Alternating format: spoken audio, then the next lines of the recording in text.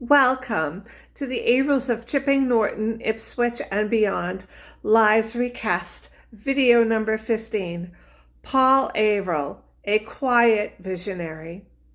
Paul Averill was born on the 21st of June, 1677 in Topsfield, Massachusetts, the son of William Averill Jr and Hannah. He was born into a family shaped by strong ethics and hard work. When his father died in 1691, Paul still was considered a minor, with £6 set aside for him to be paid when Paul came of age. After his mother's death, Paul's older brothers, Nathaniel and John, received 10% of the value of the family homestead, with the remainder divided amongst the younger children. In 1693, 18-year-old Paul briefly appeared in the court records at Newbury alongside his cousin Ephraim Wilds, bound over by Justice of the Peace Thomas Woods, and they were both bound over for separate cases, but they were there together at the same time. And Paul was bound over for what the record termed as abusive speeches. When no one came forward to prosecute against Paul, the case was dismissed.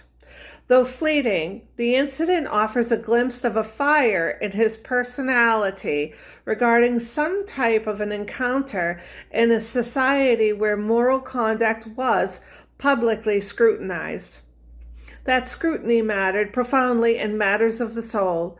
On the 16th of May, 1697, Paul, together with most of his siblings, was admitted in full communion to the Church of Christ at Topsfield. This was no casual admission. Acceptance into full communion usually required a public self-examination, confession of sin, and a credible testimony of conversion, a true come-to-Jesus moment by Puritan standards.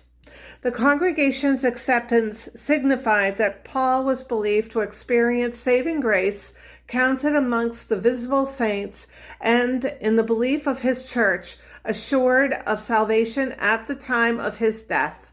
This moment marked his full entry into both spiritual and communal adulthood. Paul's adult life unfolded in the western part of Topsfield, an area that in 1728 would be set off as the town of Middleton. Though Paul's records predate the incorporation, his land, labor, and family life were rooted in a place whose identity would later change, reflecting the evolving landscape of Essex County.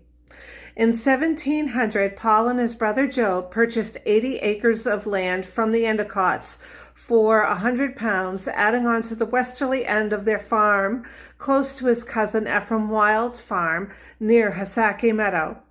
6 years later, Paul married Sarah Andrews, and together they raised Ezekiel, born in 1707-08 Old Style, Hepsibah, 1709, Paul, baptized in 1712, Sarah, born in 1713, and Joseph, born in 1719, and there was a listing of another Joseph who was baptized in 1725, and I cannot be sure if that is the same child or not.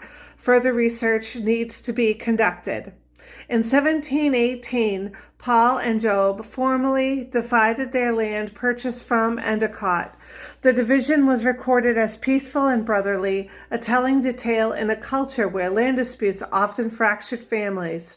Paul continued to expand his holdings. In 1722, he purchased parcels from Benjamin and Zarubabbel Endicott in Boxford, and that same year he drew lot number 19 in Topsfield casting of lots, receiving 7 acres in total, 6 acres near Raleigh Bridge Road, and 1 acre near the bridge crossing the Ipswich River on Hill Street. Loss reshaped Paul's life in 1732 when his wife Sarah died. Unlike many widowers of his generation, Paul did not remarry quickly. He waited 4 years, an uncommon pause that might suggest grief and deliberation. In 1736, he married Mary Simons at Wenham.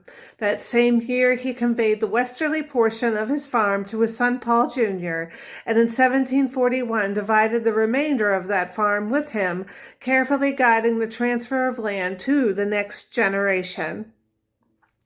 Around 1753, Paul, for some unknown reason, made a significant move, creating new roots at Killingly, Connecticut. His death date remains unknown, one of the many quiet endings that close colonial lives without ceremony. Like and subscribe to my channel. Send an email for further discussion on this video. The address can be found in the description of my channel, or leave a comment on my community page. Also see my video linked in the description for this video to find out how you can support my ongoing research. My sources can be found also in the description of this video. Stay tuned for the recap of this entire series to be uploaded shortly. And finally, a new series to premiere this summer regarding Hannah Averill and her daughters. Thank you very much.